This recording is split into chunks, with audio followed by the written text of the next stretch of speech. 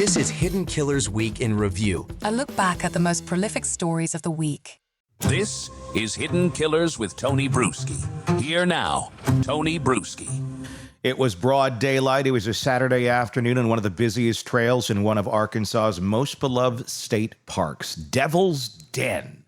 Ominous, but very welcoming for many people for many years. Clinton and Kristen Brink, who are new to the area, just settling their lives in the outskirts of Fayetteville in a small town named Prairie Grove. They were hiking with their two young daughters. Then, in a matter of seconds, that ordinary afternoon became a nightmare. The Brinks were stabbed to death right there on the trail. Well, after 1 o'clock in the afternoon on a sunny Saturday, their daughters, aged 7 and 9, ran for their lives after their mother screamed, "Run as far and fast as you can." They survived, but what they witnessed will never leave them. And the man who did this, as of this recording, he's still out there. This case isn't just disturbing, it's calculated. He came prepared, dark clothing, fingerless gloves, an oversized gear bag, and a license plate taped over. A witness described him exclusively here on the Hidden Killers podcast as walking like he was on a mission. And the level of precision here tells us something. This wasn't random chaos. This was behavioral design. So today, we're turning to someone who knows how to read between the bloodlines. Joining me is a man who spent his career decoding the minds of some of the most dangerous threats out there to America, retired FBI special agent and former chief of the Counterintelligence Behavioral Analysis Unit. We're going to break down the case piece by piece, from the psychology of the suspect to the nightmare left behind, to how hikers like this think, plan, and sometimes slip up. If you're following the case, this is a conversation you need to hear. So let's get into it, Robin Dreek. A lot of people, many witnesses, have said the man gave them a death stare. And the folks that I talked to here on the program on Sunday, about 24 hours after this went down, said exactly that. Scanned them up and down in silence, gave them a very dark feeling, bad energy, is how all four of them described it. But they moved on with their day. This is before knowing this man was going to go and stab a family on the trail just a few meters up ahead. This is the feeling they had, very visceral, as they had that small interaction with him. From a behavioral assessment lens, what do you get out of this? What type of fixed, silent gaze? What does that indicate with someone who's acting like that in an otherwise very peaceful environment? First of all, Tony, I want to commend you for the work you've done on this case so far. Hands down, from all the cases we've covered in the last 3 years together, this is the best you've done. And I'm actually tracking what's going on with the case, not with other outlets, but with you.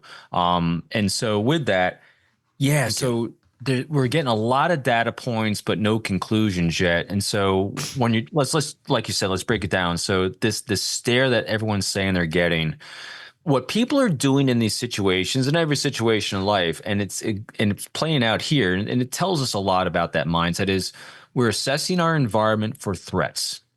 And so through a conjecture, obviously, because we don't know who this individual is, but as someone who's very obviously on a mission, very determined to do something nefarious and not good, as he's assaulting this couple and ultimately killing them, as he's moving towards that target, he's literally assessing threats to safety, his safety. And so he's assessing, is this a threat? Is this a threat? Is this a threat? So as he's mission focused, which makes him look incredibly incongruent with the environment, because everyone else there is there for enjoyment, to be out in nature, to spend time with family. His objectives are completely incongruent with that, so he's going to look very different from that. And then as he's moving, he's going to constantly take in the environment for any threats to his safety before he executes the horrible crime he did. That's an interesting take on it, because when I was initially looking at this and I heard that, in real time with the hikers, what ran through my mind was he sizing them up? And in a way he was, certainly to assess if they were a threat to him, but was he also in the process of sizing up, could this be my target? Because the big question that a lot of people are raising here, was this premeditated? What premeditated? Was this planned? I think the answer to that is a clear yes, but was it targeted? Or was he trying to pick his target as he went along the trail? That's why he had such the intense stare at the couple that we talked to and others who were out there on the trail that also witnessed this guy. So It's a data point we don't know. So if I'm going to assess whether it was targeted towards that couple in particular or anyone else, like he like went out to purpose, in other words, to kill someone, and he's going to find a target, or is he targeted to them in particular? We would need to take a look at the people that he did interact with and see what that dynamic looks like. The reason why I'm kind of moving away from that potentiality doesn't mean it's not truth, but the probability of it being lower is only because out of the couple that he targeted, he attacked the male first. And so if you're going for an easier target for a male to kill, if he's there to kill anyone in general, would not you kill the female first?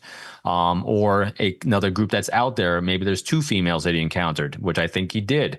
So in other words, if you're going for an easier target selection for the mere fact of I want to kill someone today in this location, I would think that there'd be other targets that would look very similar or potentially even easier than a group of 4. So that's why again, I'm just looking at in everything I do, I always caveat it. I look at the laws of probability first so we can out rule things and move on to something else if that's not the case. So I always go down the laws of probability first. And it was a group before that he attacked, but 2 of them were small children. And the other group was 4 adults that we had talked to. So that I could see very much, maybe he knew he was not going to outmaneuver 4 adults.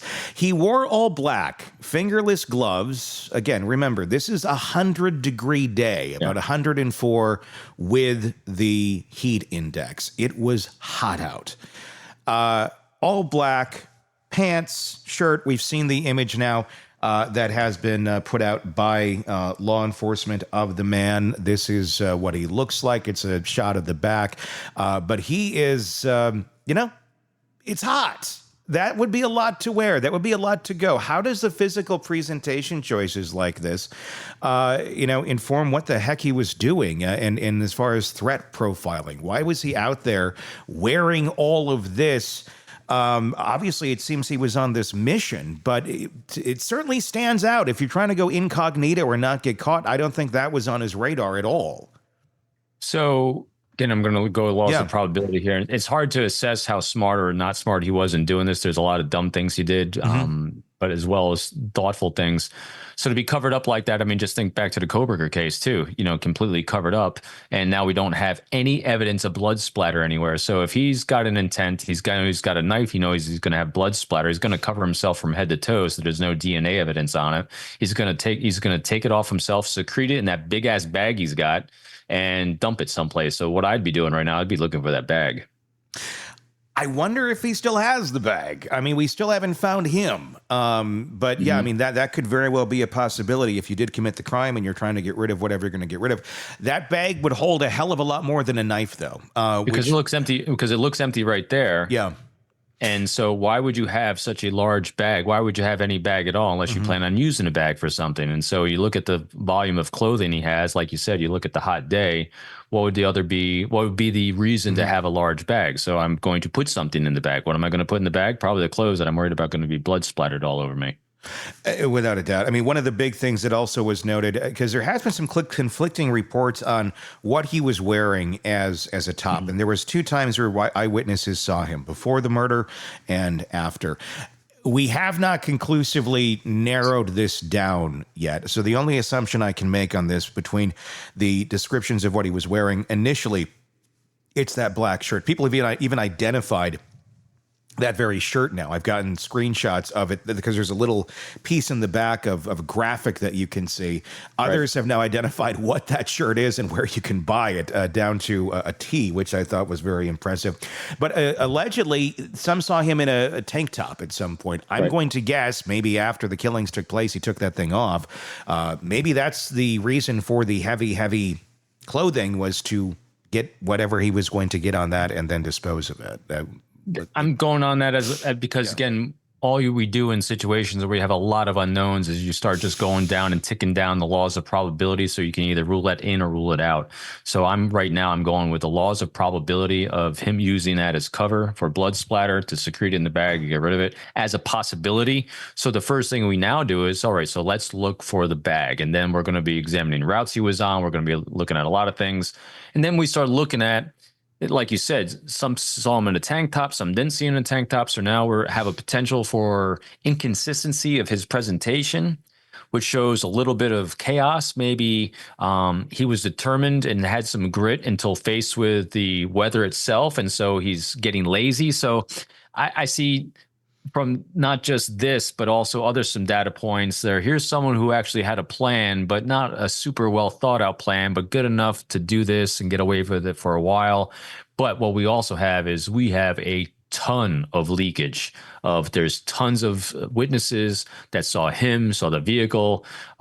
So that to me says not as thankfully, not as well planned out as someone could have done this.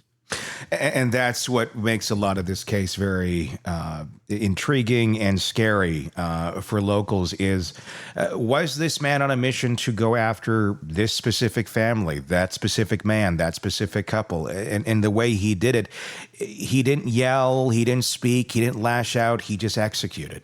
And then he walked away. What sort of clues does that give us in terms of underlying motive? Number one, it's a knife, which is a very intimate thing to use, but a gun would certainly bring a lot of attention to a busy state park on a Saturday afternoon. So that might explain the choice of weaponry.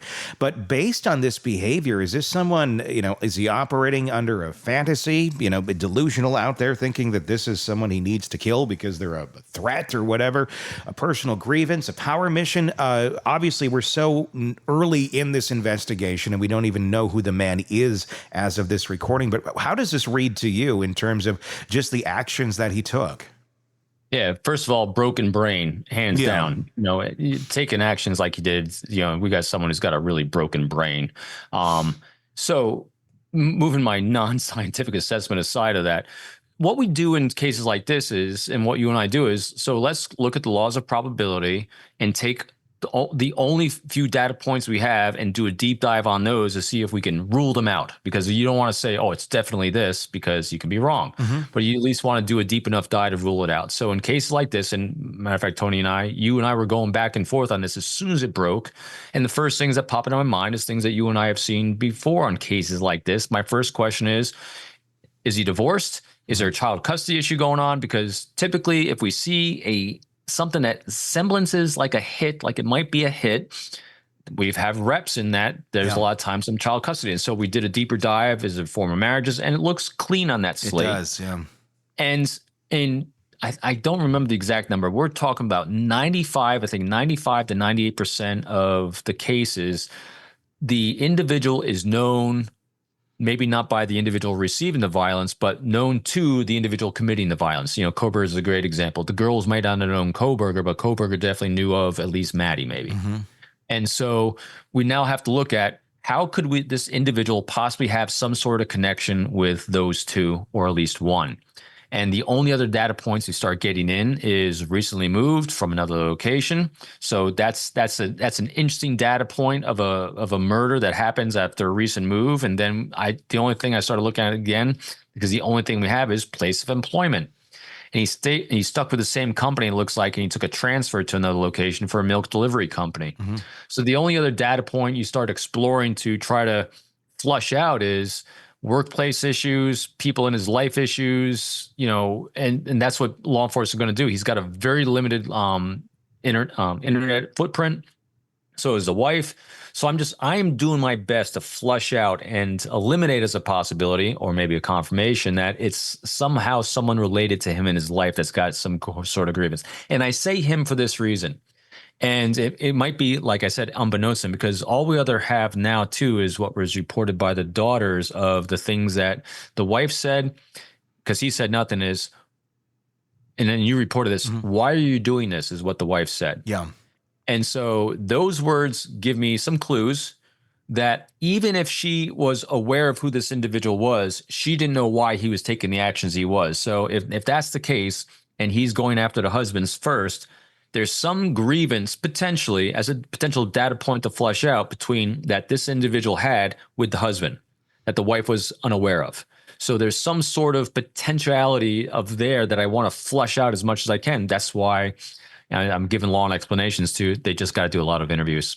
They got to talk to a lot of people that were who knew these people, knew them at work, the move, what spurred the move. And then when you're doing these deeper dives on these interviews of people that are around them in their lives, here's what you're looking for.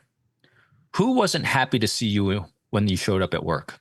Who was silent? When you sat in a meeting, was there anyone that was in that meeting that just seemed off, that didn't seem to be completely pleased? I mean, so we're looking for a spike in the norm from a population that's in your life, a spike in the norm of an individual, 1, 2, and then that's where you now need to start focusing again. So what you're doing along the process here is you're creating filters. All right, I can eliminate this group, I can eliminate this situation, I can eliminate this place of employment or not. So you're just creating filters as you go down, trying to see if this individual was connected in some way from the individual's perspective, not the victim's perspective, because he may or may not be aware of the wrong from the murderer's viewpoint. So you just want to do that. You want to flush out who in his life might have been potential, so you can interview, figure it out. Yeah, and that leaves us with so many questions, especially that, like you said, that why are you doing this? Because I try to, you try to put yourself in that situation for just a second and go, okay, if this was happening to me, and I mean, it's a very hard one to do unless you're actually there in that moment in time, to know what exactly one would be thinking if this is happening. And I don't know if I personally would be yelling, why are you doing this? I think there would be a lot of stop. I think there'd be a lot of, almost trying to attack the attacker. And I'm in no way, shape, or form trying to criticize his mom whatsoever. I am not. I'm just trying to figure out why are you doing this? Because that does seem a little intimate. It intimates somewhat of a personal, or at least an identification possibly, of who that person is. I could be completely wrong. It could just be what was uttered out of her mouth in a moment of utter chaos and shock and trauma. Right. Or it could lead to something. The kids, obviously, as we learned here exclusively, that they said to the dispatcher they thought it was a stranger.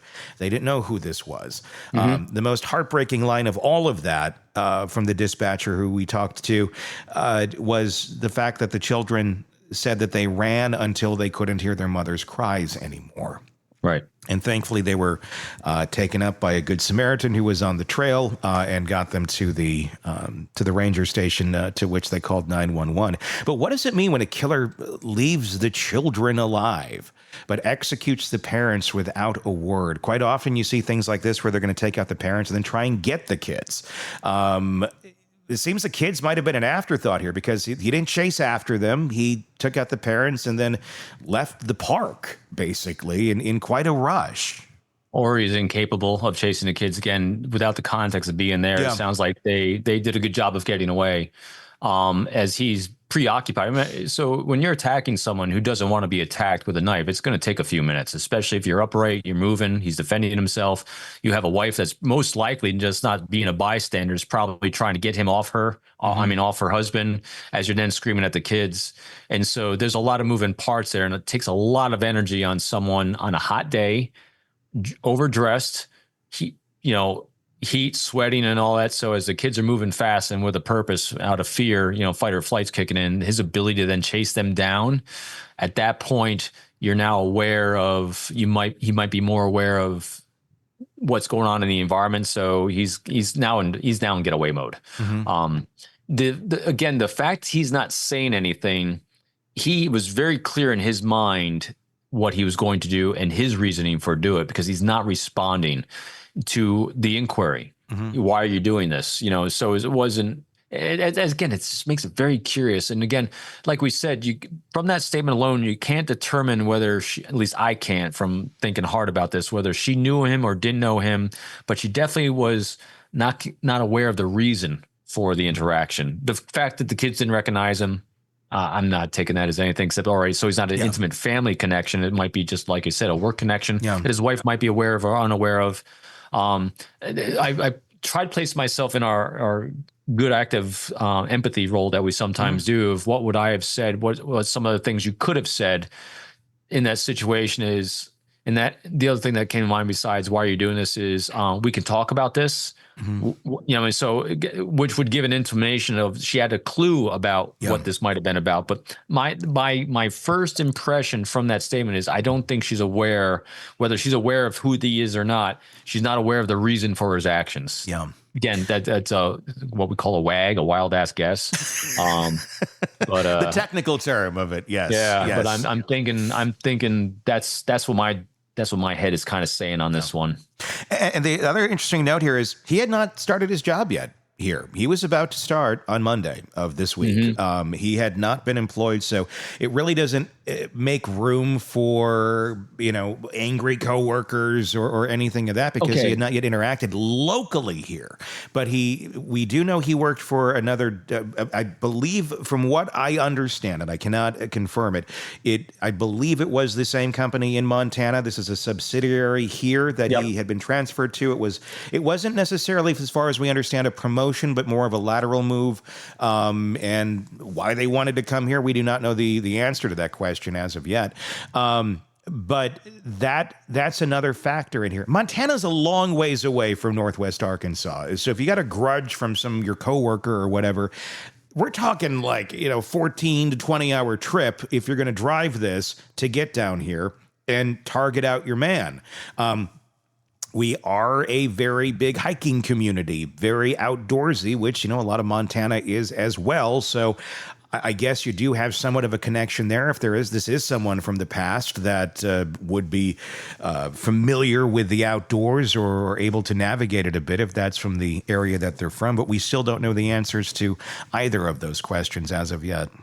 Yeah, and I've been trying to do, as you and I have talked beforehand too, I've been trying to do a deep dive of the company itself to kind of see, again, what kind of spiking, what might be a data point we can kind of zero in on. Not getting much, except, I did read, again, it's very light, that there's potential employment issues with people being laid off in the past.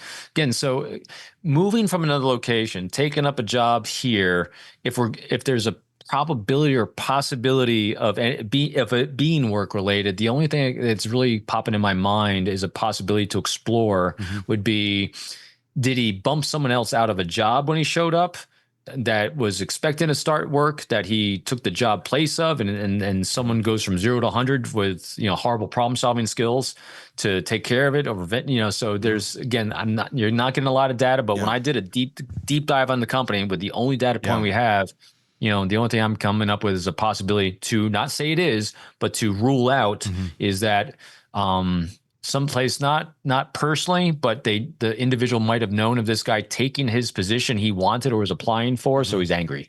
That's an interesting look. Yeah, I've been in those sort of situations. I think we all maybe have at some point in time where you get the job, somebody that wanted it didn't get it, and yeah, they're angry. I've never been in a situation where I'm fearing they're going to stalk me down on a day I'm hiking with my family, but there's some nuts out there that could certainly go that far. It just leaves so many questions, and it's a lot of conjecture. And I want to say this because a lot of the reporting that we've done here has come from you guys out there who've reached out and said, hey, I know this, and here's how, and here's why, and we've been able to verify and go with it. So we're not trying to speculate or spread rumors or anything like that. This is all just conjecture as we try to break this down. But if anyone does have conclusive answers to any of this and can help us right the ship or just define the path of the map that we're going on, and that would be extremely helpful. You can certainly contact us. True Crime Today Pod is where you can find us, and you can give us your feedback. There's a contact us and give us some insight if you're able to correct this. Because right now it is fog of war. This is very early on in this investigation. And the last thing I tell you I want to do here is be saying things that are somebody's going to run with and go, this must be true. Because obviously none of this we're saying is fact.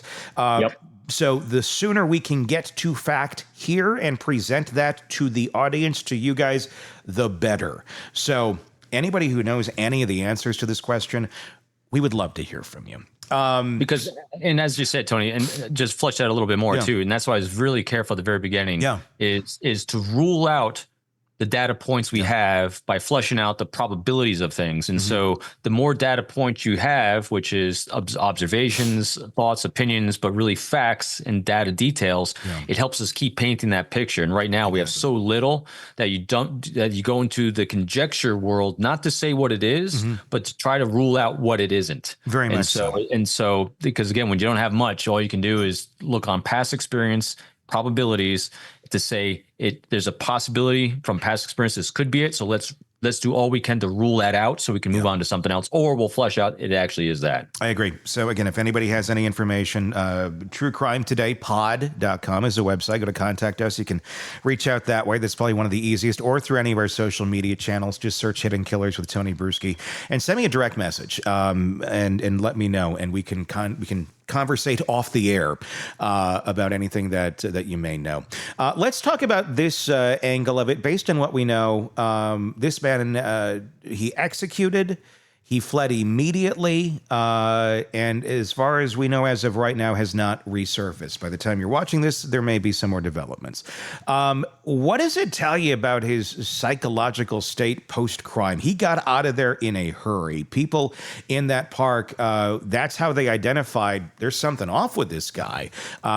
Some even said that they saw blood on him, and it's been very gray fog of war area to say where that blood was. Was it on his hands? Did he cut himself? That's kind of up in the air. Or was it the victim's blood? But he sped out of there as fast as he could. The video that we obtained here exclusively at True Crime Today shows him speeding out of the park. That dash cam, or that security footage shows a residence just outside of the park going about 60 to 70 miles an hour straight out of there. And then others also reporting a very somewhat erratic or speeding driver in the area at that point in time. What does that say about this? Is him fleeing in that sort of manner? If you're going to carry out an attack like this, again, I would think you're going to be not wanting to stand out, but obviously that was not on his list from the very beginning before the attacks either with his clothing. Low reps. That's the only thing that really strikes me is he's got low reps in doing this type of thing. And two reasons. One, it looks like an extremely distinctive car with its look, its sound. I mean, the fact that people can really recall exactly what they heard and saw with the vehicle says a lot. Putting tape over the license plate is a very, very rudimentary, basic, but effective thing so far, because they weren't able to run a license plate and get a name ID off of it. But here's the other thing I'm thinking of too with that is, all right, so if he had committed any kind of crimes in the past where he's got a lengthy or even a substantial rap sheet, or even a 1 or 2 off rap sheet, that car is going to be very distinctive to him, and cops are going to be able to zero it in, especially if he's local in any sort of way. Small areas, small departments, not a whole lot of sworn. So they're going to be able to recognize that car regardless if it had been on their radar in the past. And so most likely, again, if he's thinking that, he wasn't thinking much about that car. And so because the car hasn't been an issue for him in the past, which means he most likely hasn't done something to this scale. He might have a rap sheet because it's hard to go from 0 to 100, 0 to murder, but nothing that's ever involved his vehicle before. But if it has, which is a probability, boy, that was a really stupid move to use that same car to do exactly this. His speed, again, that goes towards that low reps. You don't want to stand out any more than you have, but he was fleeing he hit fight or flight after this, no doubt. And what I wonder about with this, because, 0 to 100, this is 100. To be taking out a mom and a dad in the middle of the day on a very, very busy hiking trail. This is one of the busiest in the state. People come from all over the general area here in the Midwest, from Missouri to Kansas to anywhere in this general vicinity to hike this trail because of its beauty. It's just a very well-known place to be. I've hiked it myself with my daughter, and it's a really neat place to be. And again, middle of summer, one of the busiest times of the year, you're taking some risks, taking out these people on a trail where there's a lot of people coming and going. The hikers that we talked to said, every couple of minutes they're passing somebody. Sometimes it's hard to be on the trail and not see somebody far ahead or far behind you. To think you're going to And he did. He took out 2 people without anybody coming across him as he was doing this execution. What does that say? I mean, the risks are enormous in this. Rage. So going from 0 to 100, you're right. From our optic, from what we know, it's from his look of inexperience of having done this. Again, boy, we can only draw upon what we've been recently covering. We've been covering Kohberger so much, and from the onset, it went from 0 to murder. In other words, they haven't murdered anyone before to murdering 4. In this case, very similar. Haven't murdered anyone before, but murdering 2. But what Kohberger did for his arc, which I'm betting, I'm going to bet on this one.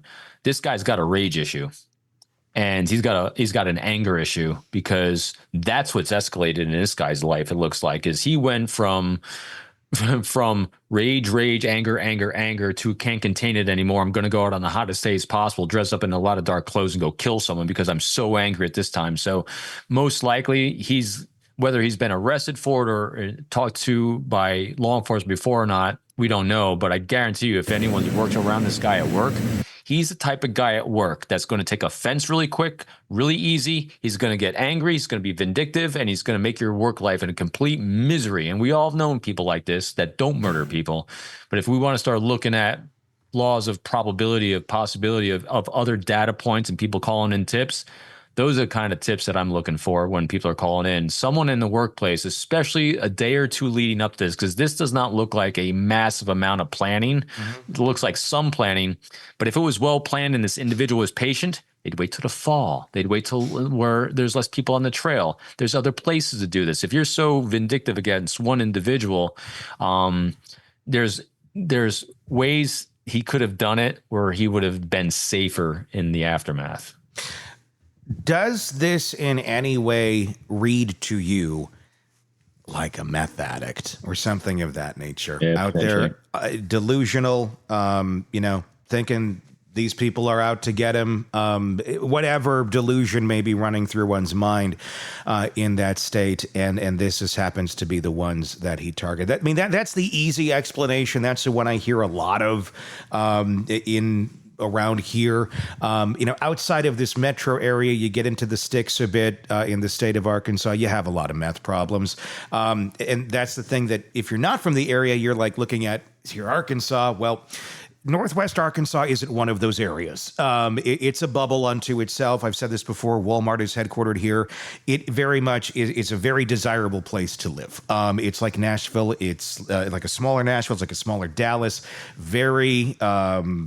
Very happy, very growing, very financially well off, I would say. Very stable economy, very low crime rates. It's not a place with a ton of drug problems in the immediate area. But again, you get off to the sticks, you do see a lot more of that going on. And Devil's Den is a bit out of town and just slightly out of the area, so you could certainly get that in there. But again, uncommon to see something like this happen for the amount of drug issues that this state has, even in the areas that are more drug riddled. We don't hear a lot about this sort of thing happening, even over there. It's, everything's a possibility, and I wouldn't rule anything out. Yeah. But at the same time, though, in this case, I don't think it's in the moment that there's an issue with it. I mean, there might be some in his system, but there's a lot of space he's got to cover. There was enough planning to say that someone wasn't completely incoherent and hopped up on drugs at the moment, because there was enough planning. There's driving involved. He didn't crash into anything on the way out. Otherwise we'd know. And the hiking part itself, he's actually targeting. So anytime you have something like this, some sort of abuse of alcohol or drugs is 99% of the time is involved with the individual that committed the crime to begin with. So I think that's going to be a part of it in the end. Whether it's part of it in this actual moment or not, don't know. It's a lot of moving parts to pull off successfully and still be able to get away if he was severely under the influence at the moment, I would think. And the part to me that I guess pulls that down as being a probability of him being just a tweaker out there that's nuts and is the planning. Yeah, I mean, he came into this, his license plates taped off. From what we understand of the vehicle, it's not a Geo Metro he's escaping in, or Right. something that's, some beater. From the account that we heard of the guy who saw the vehicle firsthand and also had the vehicle on his security camera footage. In fact, we can put that up here again for a second if people want to take a look at that. Yeah. It wasn't like a super cheap car. It was, from a lot of people are suggesting, it may be some sort of a luxury vehicle or somewhat of a sports car, maybe not top of the line, but I mean, Audi or an Acura BMW. Mazda is the one that the authorities are saying right now. It seems to possibly resemble that the most. But again, the car guy that I talked to last night who took this exact video was not describing it as such. And there's a video for that on our channel if anybody wants to look at that in greater detail. But you have all of those factors. Typically, when you see the tweaker, you see the meth addict that's out there that's nuts. They're not pre-planning anything. It just happens to be in the moment. I've never heard of a meth addict that had the license plate taped off, ready to go, and had full tactical gear ready as they went off on the hiking trail, which I guess this guy would call it his hunting trail. Yeah, I'm with you. So it took enough planning, but not too much planning is the best way I can kind of say it, because it took planning enough to try not to get caught, but at the same time, if he had exercised patience, he could have gotten away cleaner is a better way to put it, because he left a lot of data point and footprints along the way. It's hard to imagine us not getting him, but since law enforcement has been extremely tight-lipped, I mean, you're reporting more than law enforcement is on this one, which is kind of odd given the number of people that have captured him on video and captured him, in a lot of areas. So it's hard to imagine him being on the lam for too much longer, I wouldn't think. I want to talk about the law enforcement response to this. And I'm not trying to be critical, although I've had to be extremely critical over the last I've listened. days because nothing was being fixed, nothing was being changed, and it drove me nuts. Call-in number. Oh my God. And we have a lot of local viewers now and a lot of local listeners to this, because we've been basically the only one reporting on it because local media hasn't done much. To put some context here, they put out a tip line at 8 o'clock at night. Let me back up even a moment before that. This thing took place at about 1:30 in the afternoon on Saturday, the 26th of July, 2025. It was until 8:30-ish at night that they finally put out a public bulletin stating, hey, by the way, there was a double homicide here at this hiking trail that you're all camping at, enjoying your day and barbecues and hot dogs and baked beans. Yeah, there's a family dead just down the way. Thought you should know. 6 hours later. That to me was shocking. They were well aware of this. They knew there was 2 bodies there by 2 o'clock in the afternoon. They finally came out with a statement that said, well, we had bad cell service, the terrain, and foliage. I'm sorry, it's not 1925. It's 2025. I get it. It's bad cell service out there. What the hell is going on that it took that many hours to let the public know this is going on? And I get, you do want to keep some of this under wraps so you don't tip the guy off, but obviously he knows he's going to be looked for at this moment in time. And you have a lot of scared citizens and people who have a right to know that this guy is on the loose. It took forever to get any sort of information, just that much. And then the tip line they put out isn't working for 3 days. We called it. Hundreds of listeners called that damn thing and said, it just hangs up on you. So I get on the air, complain about it for 3 days, and finally they put out one that works and a website that people can go to. 3 days! The first 24 to 48 hours are the most important in any investigation, and they completely dropped the ball on it, giving these BS excuses of foliage. I get it. Sometimes, like in the Koberger case, they knew who they were going after right away. And they didn't necessarily need to keep putting things out there. And it did look like they were dropping the ball. But sometimes they are truly dropping the ball.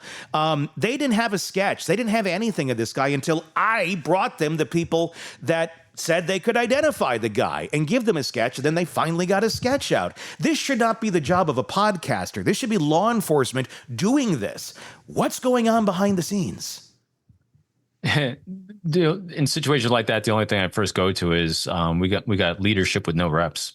Yeah. You know, it's there's two possibilities, and there's lots of possibilities, but the only two things that really enter my mind is summer vacation or leadership with no reps, or a combination of the two. Yeah.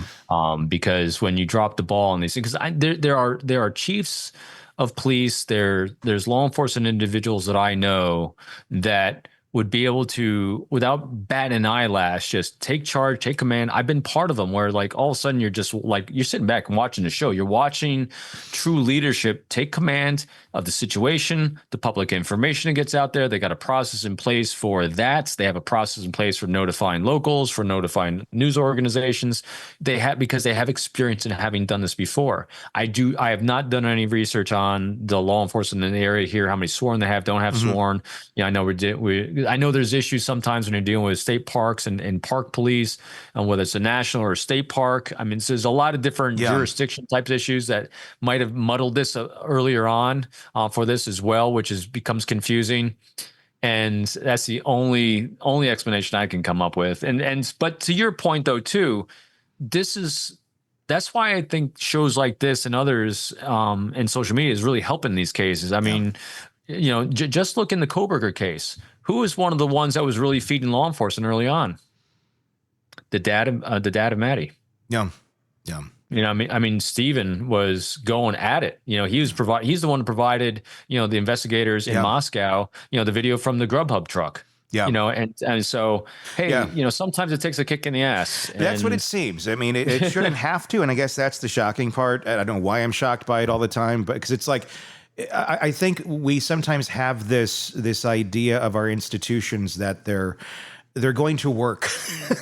they're going to function as planned, but that's not always the case. And unfortunately, I don't know if it's just having to be held accountable because somebody's watching them and they can't just do business as usual of, well, here's how we handle things here. Well, guess what? This is something you have to handle a little bit different because public safety is a key factor here. I mean, again, this is a hiking community. This is what people do here. Right. And now you have this whole area being very, very cautious of getting out on any of these trails because the guy is at large. We don't know much about him. Is this someone who's trying to be turned into a serial killer? We don't know the answer to that.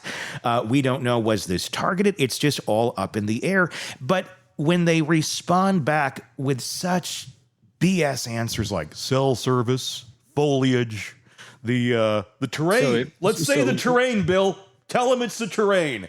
I mean, come on. Here's why you shouldn't have heard that. The reason you shouldn't have heard that, or anyone shouldn't hear that, is because what you're supposed to do in law enforcement as a first responder is rehearsals. You rehearse and plan out every possible contingency that you can think of in your area of operation. Now, you're not going to capture them all, but you're then going to create a standard operating procedure for X, for Y. Mm-hmm. And that's why schools do active shooter drills. That's why they do them at universities. That's why they have fire drills. That's why we do all these different things to practice these contingencies. What happens is when we see the great departments that have a great response, all of a sudden they're on it. They're telling, hey, we're going to do a press briefing at this time, here's what we know, here's what we don't know, here's why we can't tell you, here's what we do tell you. Because it's not their first rodeo. It might be their first live experience, but they've done the rehearsals, they've gotten in training reps. Mm-hmm. What this shows me is they did not have any training reps for a contingency of someone being either seriously injured or murdered on their trails. Is that excusable? Is that, because it's a good thing they don't have reps in real life because that means this doesn't happen here very often.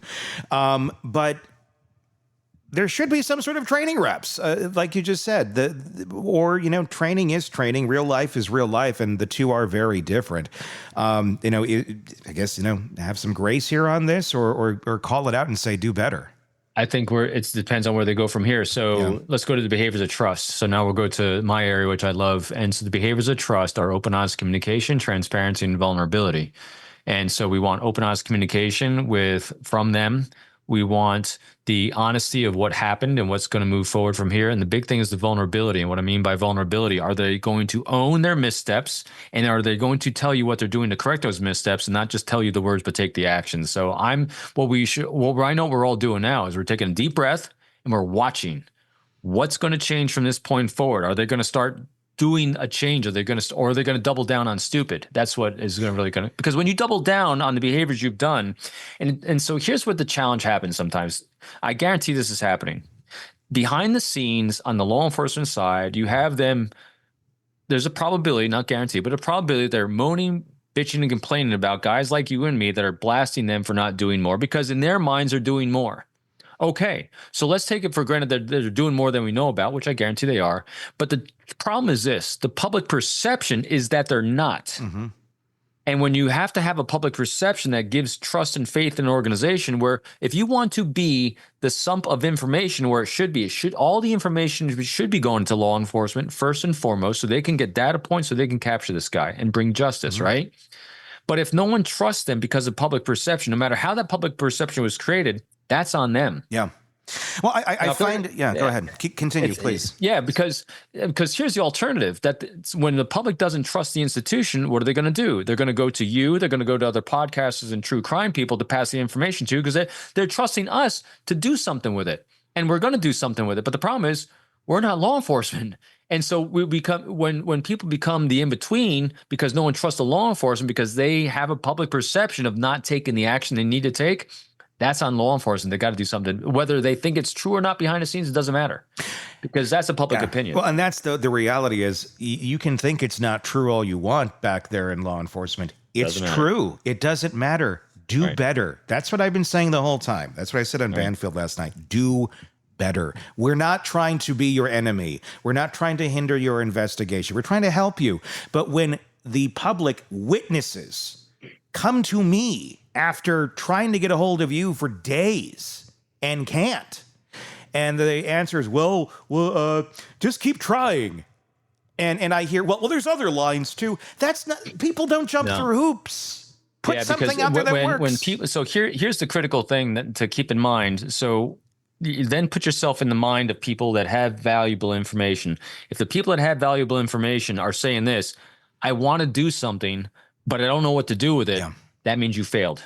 Yeah. And I've also heard from several people who have brought fairly valid tips to them, getting dismissed directly on the phone, like immediately, without even like looking at the data or the information that they're presenting. And I take a look at it going, yeah, there should be a couple eyeballs on this, especially some suspicious online activity that's been out there that we have seen that should have some eyes on it. There seems to be that attitude as well. And I've heard that from several people who now finally have gotten a hold of somebody. And then we don't think it's it. I don't know. I'm not feeling good about this investigation. And so this is so important too. So regardless, because again, it's easy to go down the road, and I do this when I'm thinking about this. Well, maybe they already know who this guy is. Maybe. And they just can't find him yet. But here's the problem with that. Good. But if the people that want to keep helping are discouraged from keeping helping, then whether it's this case or the next case, they're going to figure what's the use. Exactly. When you're dismissed, when you're bringing valuable information, at least what you perceive as being valuable information, and you're just kind of poo-pooed out there, which is what is happening in this case. And again, maybe they already know the answers to some of these questions, but you can't tell the people that are coming to you to F off, basically. And I know they didn't say that verbatim, but that's the perception that a lot of people are getting. I've heard directly from them. That doesn't encourage people to share with you when it's already a 5-ring circus they have to jump through just to talk to somebody. The most important thing when you are in a position like law enforcement is when you rely on the village. It takes a village to do all these things. The most important thing is for your public that's bringing you information, either this time or the next time when something tragic happens, is for you to validate them and their actions. Yeah. And you do that by saying, hey, I got to tell you what, that was a very valuable tip you just called in. Thank you very much. We're going to take it. We're going to put it with everything else we got. If you have anything else or you know anyone else, either now or in the future, please come to me. Thank you very much. And there are good people out there in it. I've talked to several of them in the course of this investigation that have said to me, look, if you have anybody and they can't get through, here's my number. Have them call me directly. And I have passed that along. But again, that's not how this should be run. Most people are not going to have that interaction, and I'm not going to be talking to most of them or even know about them. So they're not going to know to get that number. Yeah, it's Gotta a make it cluster. easy. They got to make it easy. Got to make it easy to be a help. Exactly. And now, granted, and I get it. When I was here, I was in FBI in New York, Yeah. and right after 9/11, worked 9/11 in New York City, and that whole mess and tragedy. And after that, we had the anthrax scare. Yeah. And I worked tip lines when the anthrax scale, and I'll tell you, the most challenging thing ever is being our 800 operators, which I was setting on those phones for a while, because you get you get a lot of crazy crackpots, calling in stuff like, oh my gosh, someone's shooting missiles at a building from. I mean, I'm listening to this stuff, and the first time you're listening to the crazy, you're like, wow, really? And all of a sudden you're realizing, oh, that's a crazy. So you got to filter. Yeah. But at the same time, though, it's very challenging because you have to validate everyone. And that takes what? It takes bandwidth, it takes effort, it takes time, it takes some training, and it takes a lot of energy away from, if you're a limited small force, a small number of people. I mean, listen to the beautiful 911 caller that you were chatting with. They had 3 callers on that day. It's not a lot of callers, for a lot of information coming in. So you can understand the challenge at the beginning if they weren't ready. Mm-hmm. But from this point forward, they need to really get on the ball really rapidly, so people have trust and faith in the system. It takes all of those things without a doubt, but what it takes more than anything else is just a little bit of empathy. And that doesn't take hours. It doesn't take tons of people. It takes the approach. And it takes, when you do get that interaction, to have a little empathy for that person who is fearful for their safety, and they're trying to protect their community, and they're trying to bring you information. And what they get is a go away. Where's the briefings? Yeah. Well, that's another thing. We are now, this is what, Wednesday? Is it Wednesday? I believe so. This happened on Saturday. There has been no press conference. There's been a couple tweets and a couple PDFs that have been released. No press conference on any of this to reassure the public, say anything about this. Maybe we have a lead, maybe we don't. Just something. Most of my Utterly data I tone-deaf. get when doing my initial assessments on cases like this are from watching the chief brief it. We don't even have that. And it doesn't even, because it always gives me so much understanding of what's going on behind the scenes, because it's easy to see whether they got their finger on the pulse, whether they don't. You can tell by the tempo of their delivery. You can tell about how they're taking questions on whether they're on their shit or not. Yeah. And I mean, it's been every single case we covered. The first thing I go for is I'm waiting for the briefing. Yeah. Because I want to see them, because that's going to tell me the depth of field they have and the experience they have in covering cases like this, as well as how much they have their pulse on this one, regardless of what they're willing to give out to the public or not. That's what, and so for everyone listening, that's what you're looking for. Not necessarily what they can say or not say because of the investigation. That's great. I'm looking for competence in delivery. I'm looking for congruence in the things they're saying, that they say we're confident we're going to get them. And emotionally, do they feel it? You're going to be able to pick up on these things. So that's what we're not getting here. That's why we're in a lot of blind spots still right now on this. It's kind of shocking, actually. Which is very important. You have a community. There's like 1 million plus people in this area. We're not, a small little town. And even if you were, you would still want to communicate. The fact that is not happening at all. It seems to be such a blind spot. Now, I'll eat crow if they find this guy and they already have him in their sights and they're just waiting for the right time or whatever. And great, wonderful, behind the scenes, maybe you got it covered. If you don't, your job is to keep your community, even if don't have them in your sights, informed and aware and feeling that the community feeling you are competent in your job. The community does not feel that they're being competent in their job right now. So this town, Tony, help me understand. Is this town run by a town supervisor, mayor? And do you happen to know? This is out in Washington County. It is, I don't know the exact jurisdiction because it's outside of Fayetteville. So it's now being headed up by the state police, with the FBI now providing assistance out of Little Rock. Because I would think at this point, though, whoever's the elected official that runs this area, why are they not poking at law enforcement, or they themselves coming out and having a presser? That's what's kind of shocking. Is like, all right, so if law enforcement falls down for X, Y, and Z, because maybe worst case scenario, it's summer. Maybe the chief is on vacation. It was just a conglomeration of really worst case scenarios coming together. Well, that's why you actually have checks and balances with the elected officials now holding someone accountable, if not themselves, to get up there and let's have a brief, man.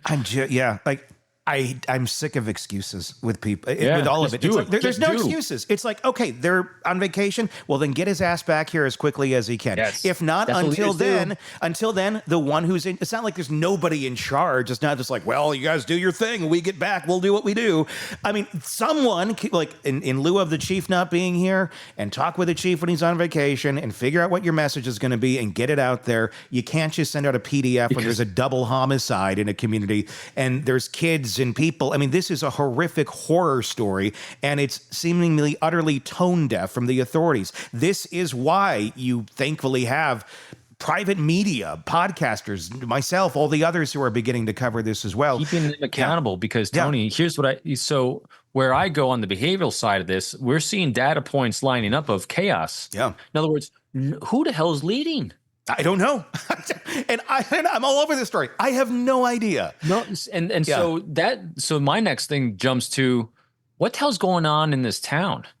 You know, that no one is actually, you know, so my brain starts going to, all right, so we had a horrendous situation here, which in normal, healthy, you know, government politics, law enforcement life should be handled like X, Y, and Z, and it's completely vacant. And generally when things are completely vacant, you know, your brain fills it with, there must be chaos. So someone's got to tell me why there's not chaos, because right now I'm thinking this thing looks like a crap show to me. And if the answer is that's not our job, you're wrong. It is. Oh, that is your that's job. not the answer. That is exactly it's someone's job. your Then make job. it your job. Exactly. Because you know what? If you make it your job, you're now the person in charge. I feel like Gordon Ramsay going in here and like, oh my doesn't God, it? what's in your freezer? You know, so I know I've probably said it to you before. One of the greatest expressions that really helped me as a young Marine Corps officer was, and because there's no standard operating procedure for chaos. No. A standard operating procedure gets you to the line of embarkation, and all of a sudden, like you said before, when the fog of war hits, now you just have to move forward. And the expression was simply, what now, Lieutenant? You know, you're brand new second lieutenant and chaos hits. And when you're constantly looking around, no, everyone's looking to you. What now, Lieutenant? What are you going to do now? And so no one so far is stepping up and saying, I got it. Yeah. Hopefully that changes. Hopefully that gets Kick 'em back in the on ass. track. Exactly. Someone has to. Well, we'll keep doing it. Because you have two little girls that are without a mom and a dad right now, And they deserve looking for answers. Yeah. And you have a community wondering what the hell's next. And we've seen it. You've talked to beautiful, amazing people on your show, you know, from the 911 callers to the other witnesses that were just there looking to be a help, looking, you know, they're the villagers saying, hey, where's our village leader? We can actually do something about this. Be good to see one stand up. Washington County, Arkansas State Police, somebody. I know Arkansas State Police is the lead on this. Tony for mayor. Do better. Tony for mayor. Do better. My God. Robin Dreek, retired FBI Special Agent, Chief of the Counterintelligence Behavioral Analysis Program, and author of this book, Unbreakable Alliances, available wherever books are sold. Thank you, as always, for being on with us. Always. Want more on this case and others? Then press subscribe now and don't miss a moment of true crime coverage from Tony Brueski and the Hidden Killers podcast.